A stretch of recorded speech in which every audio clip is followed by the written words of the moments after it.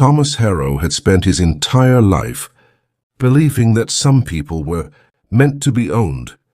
He never said it out loud in public, never needed to. The way he lived made it clear enough. In his world, people were not equals. They were resources, tools, property, that breathed and worked and aged until it could no longer be useful. He learned that thinking from his father and his father before him.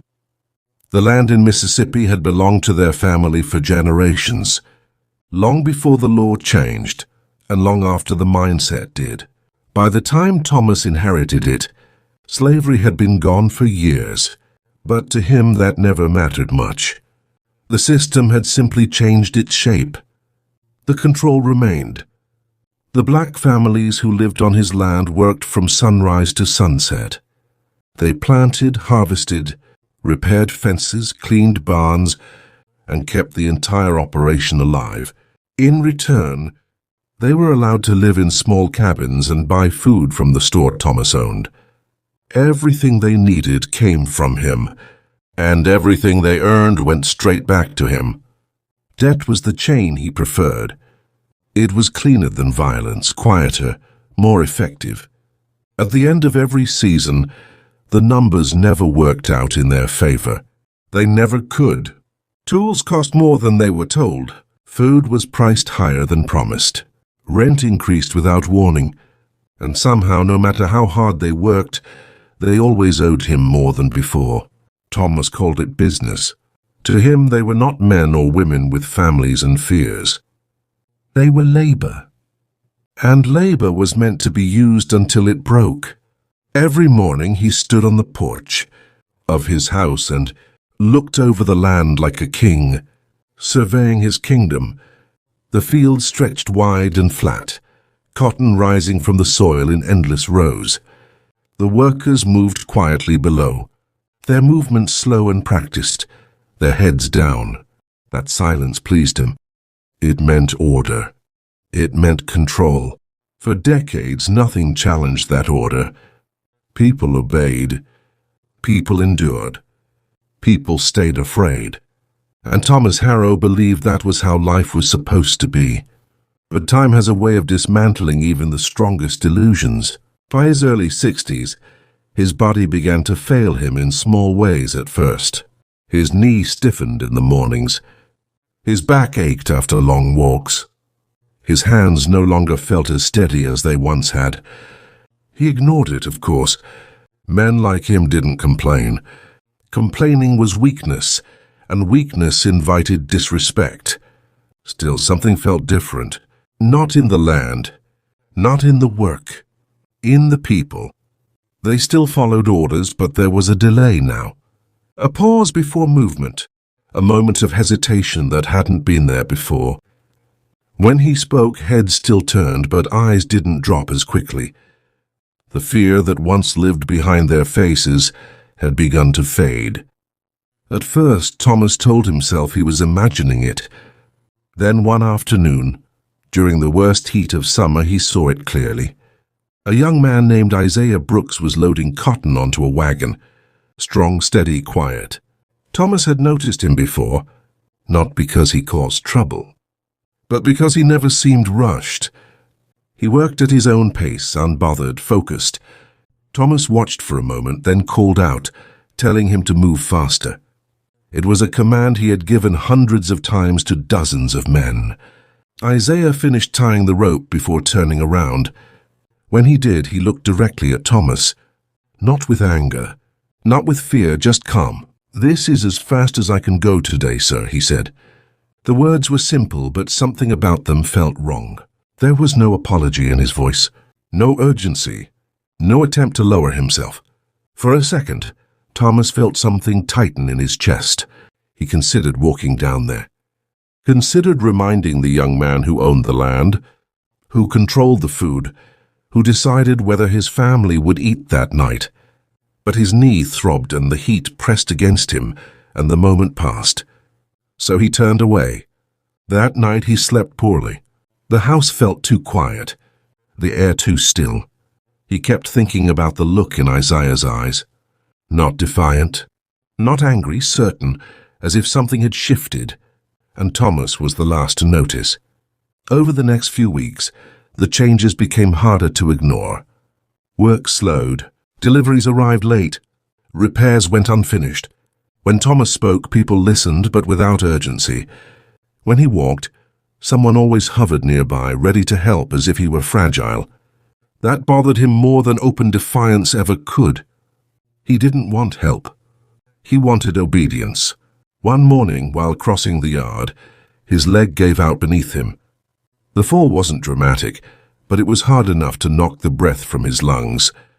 He lay there staring at the sky, the sun burning above him, waiting for the familiar rush of movement. Footsteps came, several of them, but they stopped a few feet away. No one rushed in. No one reached down.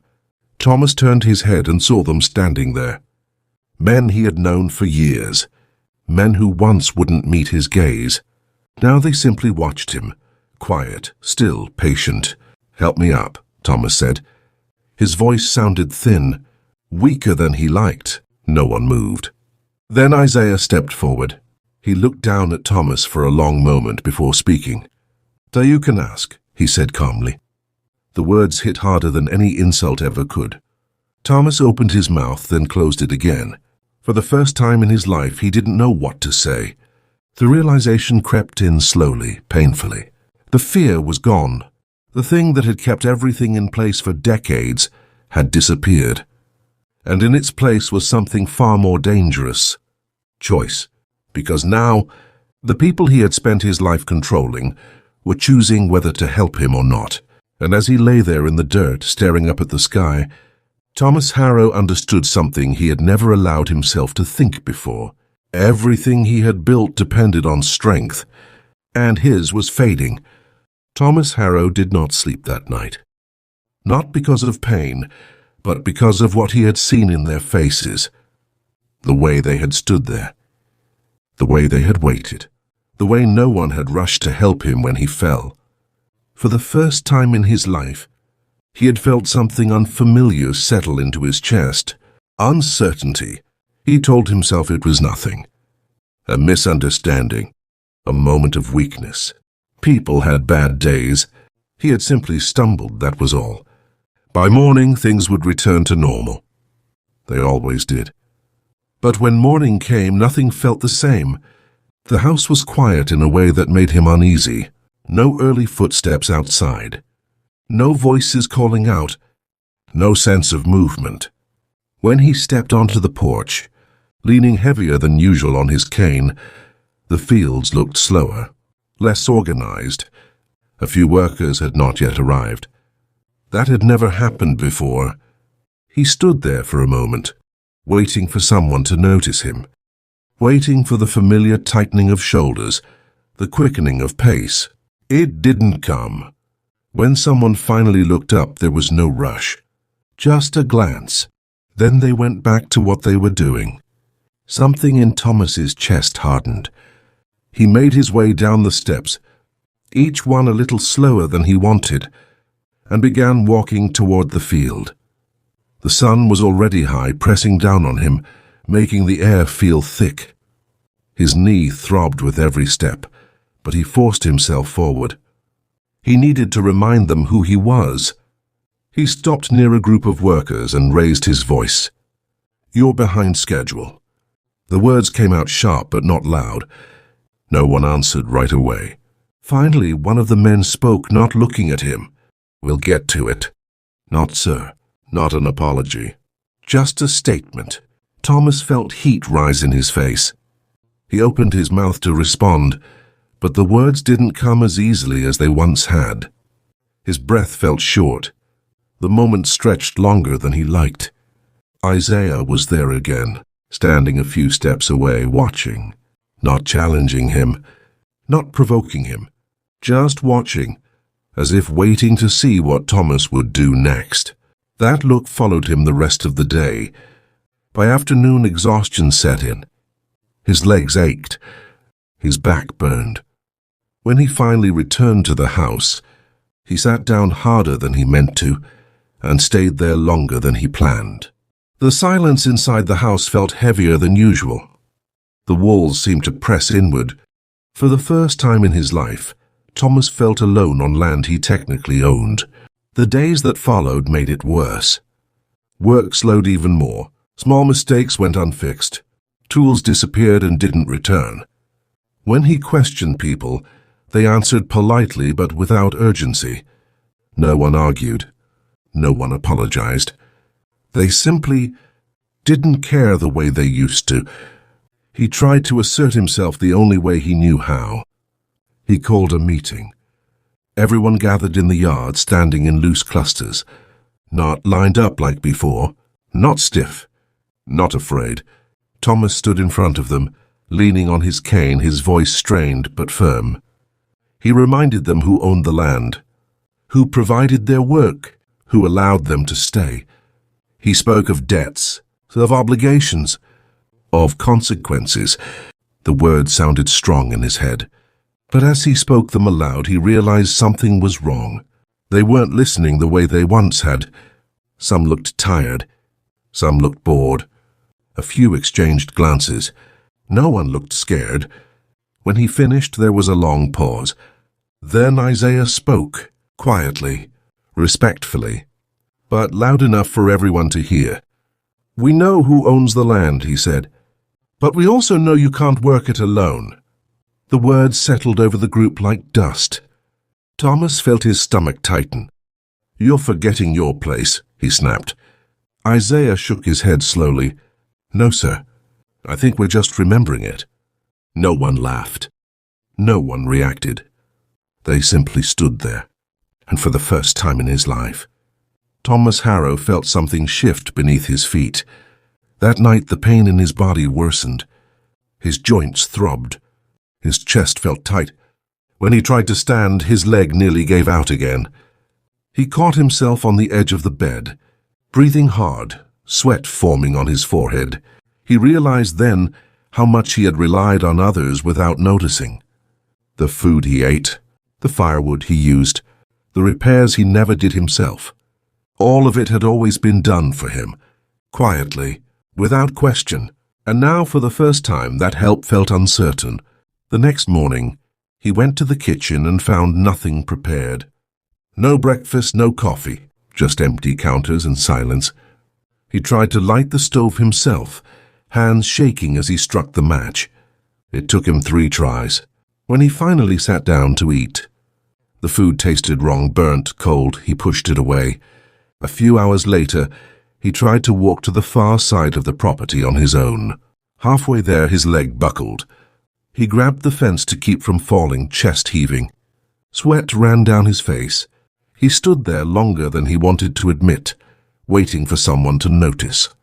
No one did. Eventually Isaiah appeared. He didn't rush. He didn't smile. He just stood nearby. "You shouldn't be walking alone," he said. Thomas swallowed. "Help me back." Isaiah hesitated for a moment. Then he stepped forward, offering an arm. But there was a difference now. He wasn't helping because he had to.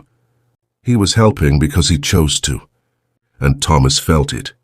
Every step back to the house felt heavier than the last. Not because of his body, but because of what he was beginning to understand. The power he thought he owned had never been permanent. It had lived in fear, and fear was fading. That night, lying in bed, staring at the ceiling, Thomas finally admitted something to himself that he had spent his entire life avoiding. He needed them, not the other way around. And that realization terrified him more than anything he had ever faced. He woke up before dawn again, his body stiff and aching, in ways he didn't remember from his younger years. The room felt colder than it should have, though nothing had changed. The same walls, the same bed, the same house he had ruled from for decades. And yet something about it all felt unfamiliar now, as if it no longer belonged to him. He sat up slowly, waiting for the dizziness to pass. His hands shook as he pressed them into the mattress for support. It took him a moment to steady his breathing. Once mornings had begun with movement outside. Voices, footsteps. the quiet rhythm of work already underway. Now there was nothing, just silence that felt heavy instead of peaceful. He swung his legs over the side of the bed and stood. His knee protested immediately. A sharp pain shot through it, forcing him to grab the dresser to stay upright. He stood there longer than he wanted to admit, waiting for the pain to fade, staring at his own reflection in the mirror. The man looking back at him was thinner, older, weaker. That realization unsettled him more than he cared to admit. He dressed slowly and made his way toward the kitchen. The house echoed with each step. No one was waiting. No food prepared. No sounds of movement outside. The stove was cold. The counter empty. For a moment he simply stood there, unsure of what to do next. So he tried to do it himself. His hands fumbled with the matches. The flame startled him when it finally caught, and he nearly dropped it.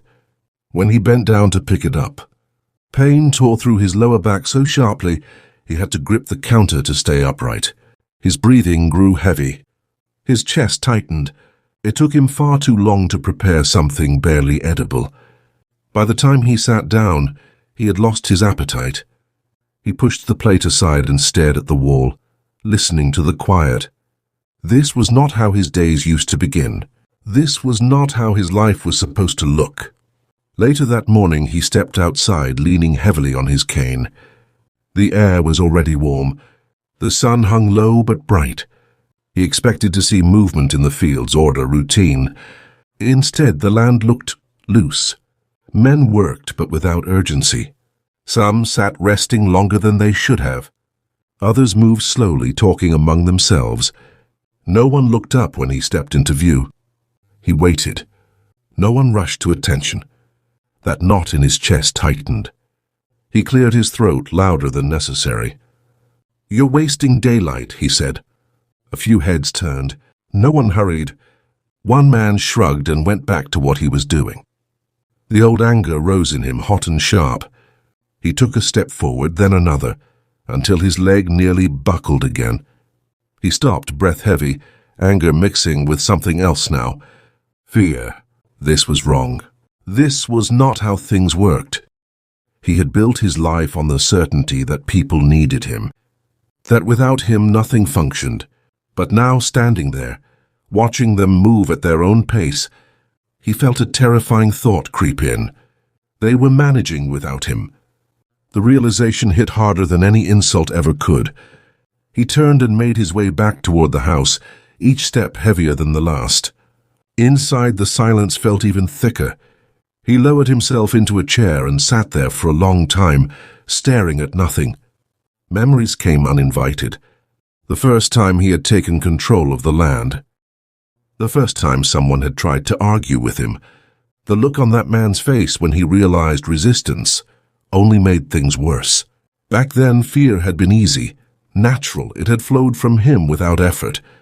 Now it was gone. That afternoon, the pain returned stronger than before. His chest felt tight, his breathing shallow. When he tried to stand, his legs trembled beneath him. He sat back down, heart pounding, sweat forming at his temples. For a moment, he thought he might die there alone. The thought terrified him. Not death itself, but the idea that no one would care. He sat there longer than he should have, debating with himself. Pride told him to wait it out, to handle it alone, to refuse help. But his body betrayed him. His strength was gone, and he knew it. Finally, he forced himself to speak. "Someone," he called out. His voice sounded thin, almost fragile. No one answered. He tried again, louder this time. Footsteps eventually approached, slow, unhurried. When he looked up, he saw him standing there. The same young man, calm, observant, not rushed. He opened his mouth to speak, then stopped. The words felt wrong in his throat. This was the moment he had spent his life avoiding. The moment when power demanded humility. He swallowed hard. "I need help," he said. The words tasted bitter. The man didn't move right away. He studied him for a moment, as if weighing something unseen. Then finally he stepped forward and offered his arm. The grip was steady, not obedient, not fearful, just firm. As he was helped to his feet, the truth settled in with brutal clarity. This was no longer his world. The land was still there. The house still stood. But the control he once held so easily was gone. And for the first time in his life, he understood what it meant to depend on someone else's mercy. The days after that moment began to blur together, not because nothing happened, but because everything felt the same. The same silence in the mornings, the same slow, careful movements, the same dull ache in his chest that never fully went away. He started waking up later now, not by choice, but because his body refused to obey him. His legs felt heavier every morning, as if they were sinking into the floor. His hands trembled when he tried to button his shirt. Even simple tasks demanded effort he no longer had. And yet the world outside kept moving. The men worked. The fields were tended. The animals were fed. Life continued, just without him at the center. At first he told himself it was temporary, that his strength would return, that this weakness was nothing more than age playing tricks on him. But each day proved him wrong. He noticed the change in the way people looked at him. Not fear, not respect, something else, distance. They no longer watched his every move, no longer stiffened when he passed by. Conversations didn't stop when he entered a room. Sometimes they didn't even acknowledge him at all. It unsettled him more than open defiance ever could. One afternoon he forced himself to walk farther than usual. His cane sank slightly into the dirt with each step. Sweat gathered along his spine. His breathing grew loud in his ears. He reached the edge of the yard and stopped, pretending to inspect the land. In truth, he was exhausted. A group of men stood nearby, talking quietly. They glanced in his direction, then looked away. No tension, no fear, just indifference. That hurt more than anger. He straightened his back and cleared his throat. "Why isn't this finished?" he asked, gesturing toward the field. One of them looked at him. Not with defiance, not with submission, just with calm. "It'll be done by evening," the man said. That was it. No apology. No rush to obey. No lowering of the eyes. Something inside him snapped. "You move when I tell you," he said sharply. "Not when you feel like it." The man held his gaze for a moment. Then he spoke quietly. "You're not the one working anymore." The words landed heavier than a blow. For a second the world seemed to tilt. His heart thudded painfully in his chest. He wanted to shout, to threaten, to remind them who he was. But his voice failed him. And everyone knew it. The man turned back to his work. The others followed. He stood there alone, humiliated, his authority stripped away without a single raised hand. That night sleep refused to come. He lay in bed staring at the ceiling, replaying the moment again and again. The way they looked at him, the way they didn't flinch, the way his words had fallen flat. He had ruled through fear for so long that he had forgotten what it felt like to be powerless, and now he was drowning in it. Days passed. His condition worsened. The pain in his chest came more frequently. His legs felt unreliable. Sometimes his hands went numb for no reason at all. He began to fear walking too far from the house, afraid he might collapse where no one would bother to find him. Food became harder to prepare. Even lifting a pot felt like work. He skipped meals more often, not out of pride, but because the effort wasn't worth it. The house, once full of noise and movement, felt like a tomb. Then came the day he fell. It happened near the back steps. His foot caught on the edge of the wood, found his body pitched forward before he could react. He hit the ground hard, the air knocked from his lungs. Pain exploded through his side. He tried to push himself up. His arms failed. Panic surged. He tried again. Nothing. The ground felt cold against his cheek. Dust filled his mouth. His heart hammered as he realized what was happening. He was trapped. He called out, at first quietly, then louder. No answer. Minutes passed. Or maybe longer. Time felt strange when fear took hold. Finally, footsteps approached. He turned his head and saw two men standing a short distance away. They didn't rush forward. They didn't panic. They simply watched. For a moment, he thought they might leave him there. The thought chilled him more than the ground beneath him. I can't get up, he said, his voice strained. The words felt unnatural, weak. The men exchanged a glance. One of them stepped forward slowly, then stopped just out of reach. You fell, he said. Yes, he snapped. Now help me. The man tilted his head slightly. Ask properly. Silence followed. The world seemed to shrink to that single moment. His heart pounded in his ears.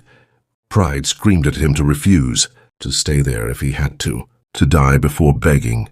But fear was louder, and fear won. Please, he said. The word felt foreign on his tongue. The man studied him for a few seconds longer, then finally reached down and helped him to his feet. The grip was firm but distant. No respect in it, no warmth. Just necessity. As he was lifted, shame washed over him in waves. This was what it had come to. That night he couldn't stop shaking. Not from cold, from the realization that the balance had shifted completely. He needed them now. And they knew it. In the days that followed, the change became undeniable. He had to ask for water, ask for food, ask for help standing. Every request felt like a wound to his pride.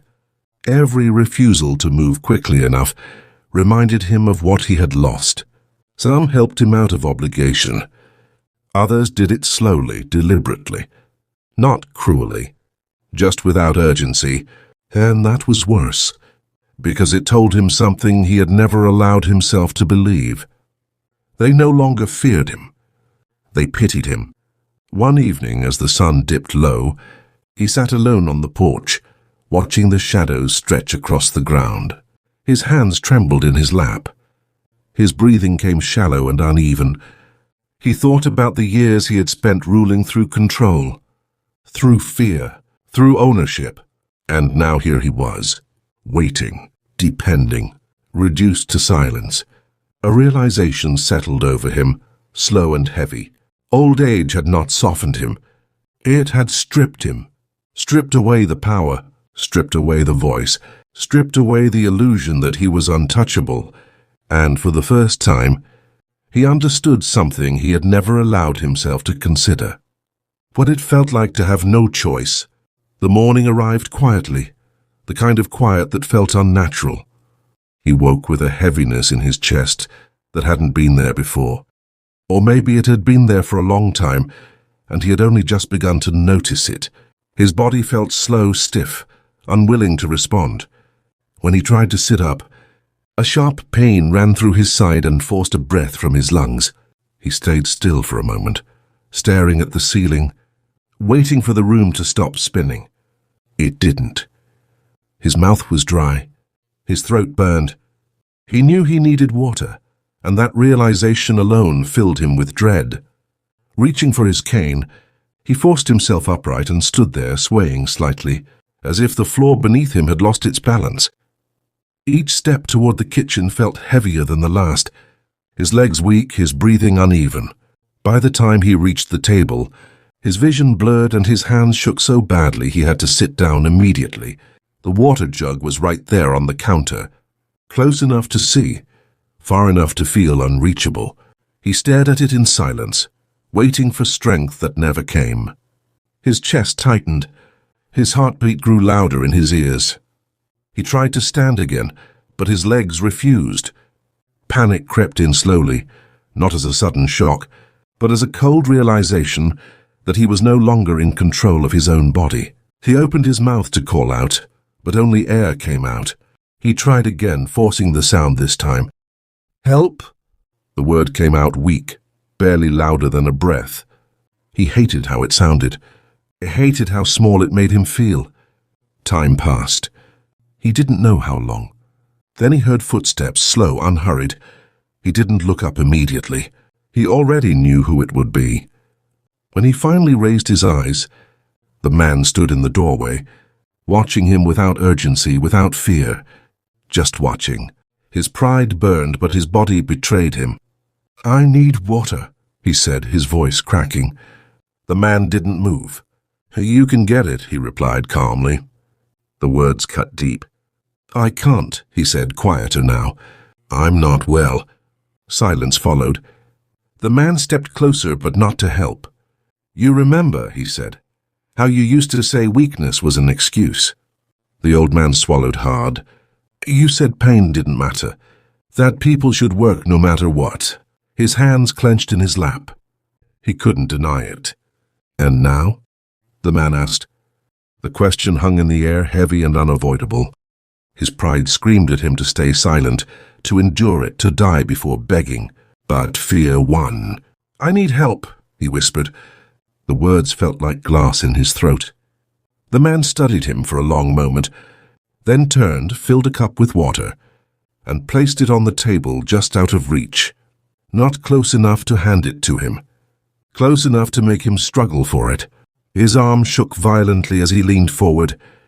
The cup nearly slipped from his fingers, water spilling onto the floor. He didn't care. He drank greedily, gasping, water running down his chin, his hands trembling so badly he could barely hold the cup. When he finished, he sat there humiliated, breathing hard, unable to meet the man's eyes. No words were spoken. None were needed. From that day on, everything changed. Word spread quietly, not through gossip, but through observation. The man who once commanded now asked. The man who once punished now waited. He needed help to stand, help to eat, help to move from one room to another. Some helped him out of duty, some out of pity. Others did it slowly, deliberately, reminding him with every second of delay how much power he had lost. The worst part wasn't the pain. It wasn't the weakness. It was the realization that this dependence was becoming normal.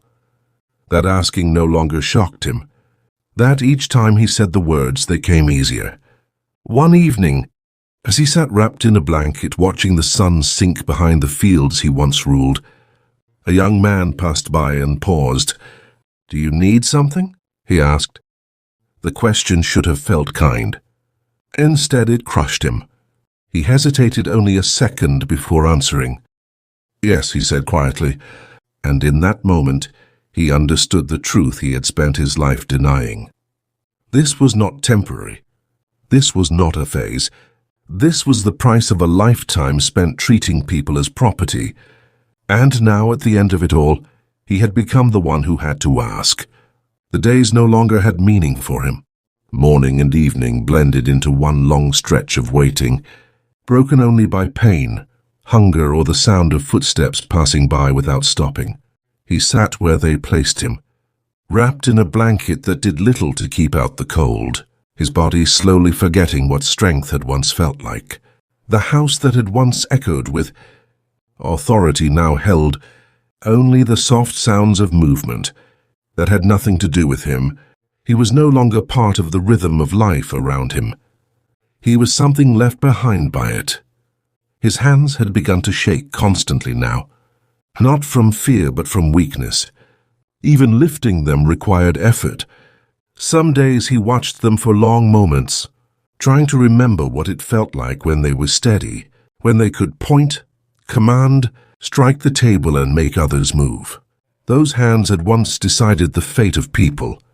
Now they struggled to hold a cup without spilling. What hurt most was not the pain. It was the waiting. Waiting to be noticed. Waiting to be helped. Waiting to be acknowledged. Sometimes hours passed before anyone came near him. When they did, it was never rushed. Never urgent. No one feared the consequences of delay anymore. If he needed water, he waited. If he needed help standing, he waited longer. And every second of that waiting carved something deeper inside him. He began to understand what it meant to be invisible, One afternoon he tried again to stand on his own. Pride pushed him more than reason. He told himself he just needed to prove it once, that if he could stand even for a moment, it would mean something. He planted his feet carefully and pressed his hands against the chair. His legs trembled violently as he rose. For a brief moment he was upright. Hope surged through him. Then his body betrayed him. His knees buckled and he crashed to the floor, the impact knocking the air from his lungs. Pain exploded through his side and down his back. He tried to inhale, but his chest refused to expand. Panic surged as he clawed at the floor, trying to pull himself up. His arms slipped uselessly. His breath came in short, broken gasps. He lay there, helpless, staring at the ceiling. Minutes passed. No one came. The realization hit harder than the fall itself. Not that he had fallen, but that no one was rushing to help him. No one feared the consequences of leaving him there. No one felt urgency anymore. Finally, he heard footsteps, slow, measured. They stopped nearby. He didn't look up immediately. His face burned with humiliation. When he finally lifted his eyes, he saw a man standing there, someone he recognized. Someone he had once spoken to without even looking at. Someone whose life he had controlled with a word. The man didn't rush forward, didn't mock him, didn't smile. He simply stood there observing. "You shouldn't try to stand alone," the man said quietly.